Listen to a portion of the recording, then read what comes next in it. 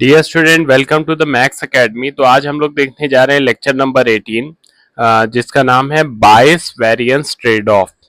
ठीक है, बायस variance trade off. तो जिसको भी इन वर्ड्स में कुछ इश्यूज है वो प्रीवियस लेक्चर जरूर देखें, सो दैट ही और she will be able to understand what is a bias और व्हाट इज अ वेरिएंस। मैं एक ब्रीफ ग्लिम्स यहाँ पे दे देता हूँ आपको, so that you will be able to connect in this lecture. तो सबसे पहले एक चीज हमारे पास है बायस। बायस क्या होता है, आप इसको ऐसे समझ सकते हो, एरर समझ लो, difference between the actual and the predicted. ठीक है, बायस बोल दे, कॉस्ट बोल दे, लॉस बोल दे, एरर बोल दे, सभी क्या है, सेम है। मतलब ये सारी चीजें, सभी का रिप्रेजेंटेशन अगर हम डिफरेंट डिफरेंट कंटेक्स्ट में देखेंगे तो कहीं ना कहीं वो जो एक्सप्रेशन होगा वो अपने आप में एक्चुअल और प्रेडिक्टेड के बीच में जो चीजें डील कर रही हैं उससे रिलेटेड होगा। मेरी बात को समझने की कोशिश करिएगा।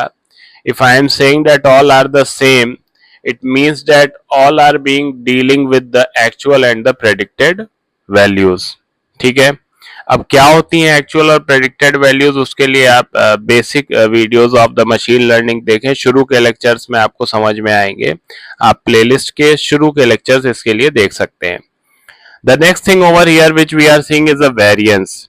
अब वेरिएंस को समझने के लिए आप ऐसे समझ सकते हो, ऐसी चीज जो वेरी करे, कोई भी चीज जो वेरी कर रही है वो वेरिएंस है। आप ऐसे समझो कि वेरिएंस, मान लो जैसे मैंने यहाँ पे एक एग्जांपल बनाया, मान लो एक ब्रेड है और मैं इस पे चीज स्प्रेड लगा रहा हूँ। तो चीज स्प्रेड का मतलब मुझे स्प्रेड करनी है, चीज पूरी मैं इस पे स्प्रेड कर रहा हूँ। तो द चीज is being spread over the bread. तो जितना ज्यादा चीज स्प्रेड होगा हमारे ब्रेड पे, उतना अच्छा ब्रेड का जो है वो टेस्ट आएगा प्रॉपरली।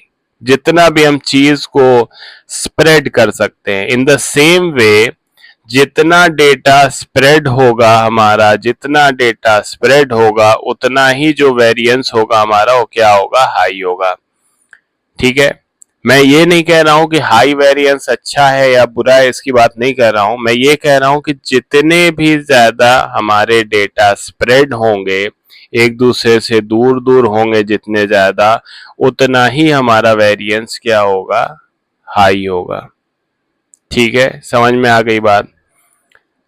अब हम कुछ फिगर्स यहाँ पे दिख रहे हैं, उनको देख के अभी हमें परेशान नहीं होना है। जैसे हमें यहाँ पे एक फिगर दिख रहा है, एक फिगर इधर दिख रहा है, एक फिगर इधर दिख रहा है।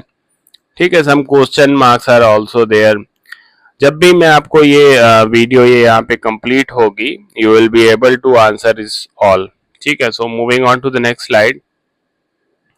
अब देखते हैं what is a bias. So bias is a difference between predicted and actual values of machine learning या फिर डीप लर्निंग मॉडल। ठीक है, मशीन लर्निंग बोले या डीप लर्निंग बोले, dealing with the small data sets, we can say it's a scenario of machine learning. Dealing with a huge data set is a scenario of deep learning. As of now ये definition मैं आपको बोल रहा हूँ। ठीक है, however the definition, exact definition of deep learning is something different. Okay, it depends on the context we are talking on. ठीक है, अभी मैं ऐसे बस एक एस्पेक्ट को लेके चल रहा हूँ कि हमारे पास कम है data, less data we have, small data set, we are using the technology of ML. If we have huge data set then we are using the technology of deep learning। ठीक है, तो बायस को देखते हैं। अगर हम बायस जो है वो बहुत ज्यादा हाई है तो क्या होगा, लार्ज एरर आएगा इन ट्रेनिंग एंड टेस्टिंग, और ये हमारा जो कंडीशन होगी वो होगी अंडर फिटिंग की। ठीक है, मैंने शुरू के वीडियोस में भी डिस्कस किया, यहाँ पे भी देख लेते हैं। अब देखो आप, यहाँ पे क्या होगा, ये जो लाइन आपको दिख रही है ये प्रेडिक्टेड है, तो इसका जो डिस्टेंस है हमारे एक्चुअल डेटा से, दिस इज द बायस। ठीक है, तो बायस क्या है यहाँ पे हमारा, वो हाई है, बायस इज द हाई। अच्छा, वेरिएंस देखो आप, वेरिएंस यहाँ पे लो होगा। ठीक है, this is the scenario of under fitting. अगर हम वेरिएंस की डेफिनेशन देखें तो variance is the variability of model prediction which tells spread of our data. जैसा अभी मैंने आपको एग्जांपल थोड़ी देर पहले दिया था चीज स्प्रेड का।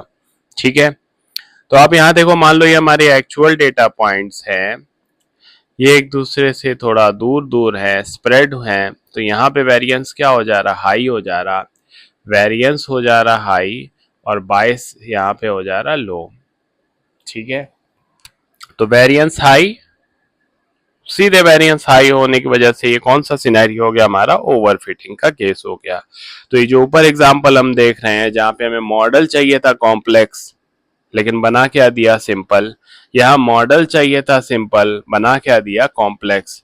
तो ये जो ये सिनेरियो हम देख रहे हैं फर्स्ट वाला, ये हमारा होता है अंडर फिटिंग का सिनेरियो। जो हम देख रहे हैं सेकेंड वाला सिनेरियो, ये कौन सा होता है, ये होता है हमारा ओवर फिटिंग का scenario. Okay, so moving on to the next slide. अब हम देखते हैं बायस वेरिएंस ट्रेड ऑफ। ठीक है, क्योंकि प्रॉब्लम ये होती है कि ना अंडर फिटिंग वाला सिनेरियो बहुत अच्छा है, ना ओवर फिटिंग वाला सिनेरियो बहुत अच्छा है। ठीक है, हमें उसके बीच की चीज चाहिए, हमें बैलेंस चाहिए। ठीक है, तो उसके लिए हमारे पास होता है बायस वेरिएंस ट्रेड ऑफ। ठीक है, it is an act of balancing between two opposite situation. ठीक है, तो if algorithm model is too simple with respect to the problem, it may be on high bias low variance. Same चीज जो मैंने थोड़ी देर पहले आपको बताई। ठीक, if algorithm model is too complex with respect to the problem, it may be on low bias and high variance. So in the above both condition, the model doesn't perform well on the unseen test data. So there is something between the both condition which is known as the bias variance trade-off, जो कि इस lecture का topic है.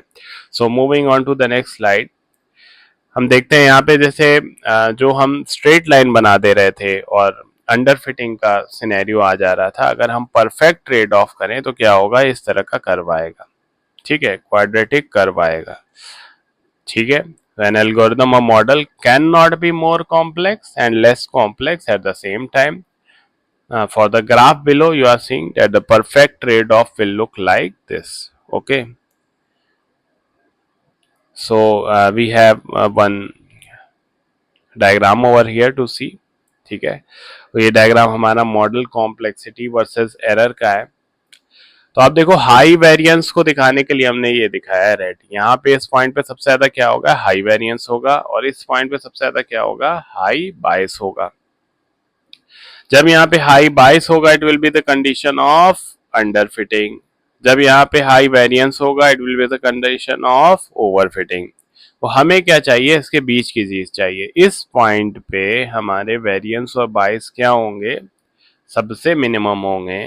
तो this is the point which is good for us, just right. Okay, और यहाँ पे जो एरर हमें मिलेगा, ये एरर हमारा कैसा एरर होगा, this error is known as irreducible error. ये एरर हम कम नहीं कर सकते, इतना एरर तो आएगा ही. ठीक है, तो टोटल एरर अगर आप निकालोगे तो it will B bias square plus, ठीक है, वेरिएंस और plus irreducible error.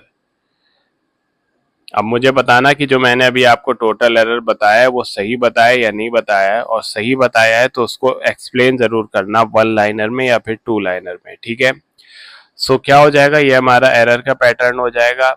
Minimum error हमारे पास यहाँ पे होगी, but it will be the irreducible error. Okay, so यहाँ पे जो हमारा कर्व होगा इसके करस्पॉन्डिंग वो ये होगा, जस्ट राइट. ओके, और अंडर फिटिंग के लिए तो हम जानते ही हैं, अंडर फिटिंग के लिए ऐसे होगा, ओवर फिटिंग के लिए इस तरह से होगा. ओवर फिटिंग में आपको हाई वेरिएंस दिख रहे हैं, अंडर फिटिंग में आपको क्या दिख रहे हैं, हाई बायस दिख रहे हैं. Okay, so this is all about the today's lecture, which is based on the bias variance trade-off.